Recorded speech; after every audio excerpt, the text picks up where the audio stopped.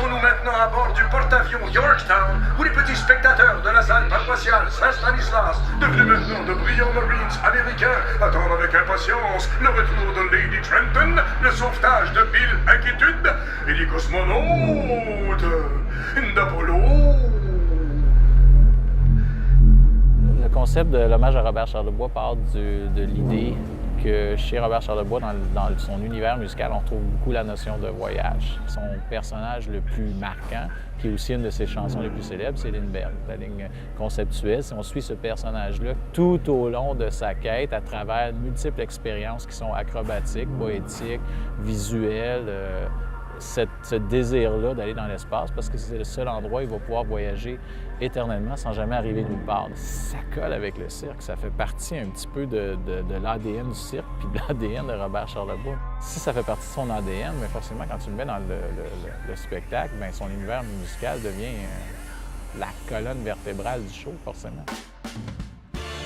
Mon travail sur le spectacle, c'est de retravailler la musique de Robert Charlebois de façon à ce qu'elle soit adaptée au tableau et un peu remodernisée aussi par rapport à leur version originale, tout en étant quand même reconnaissable pour les fans de la première heure.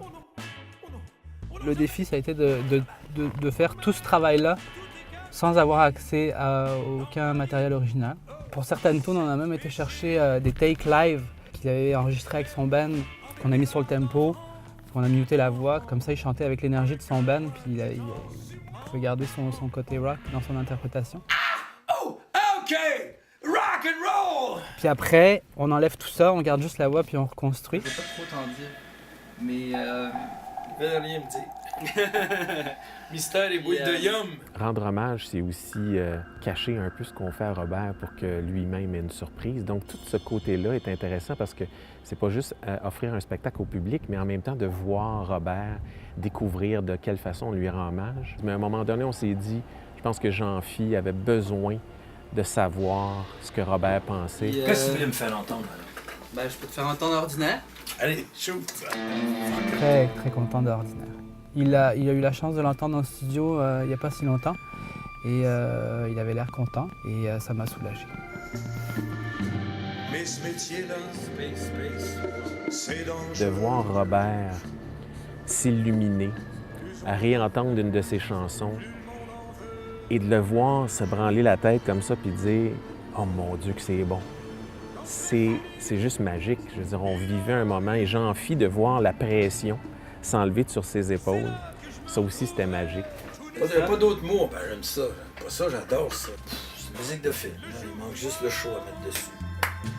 J'en pourrai plus.